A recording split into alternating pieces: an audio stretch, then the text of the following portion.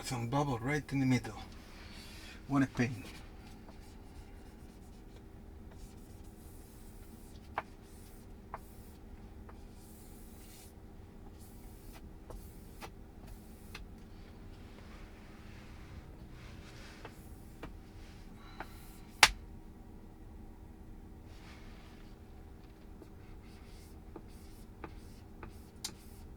Well, anyway, I'll remove it later.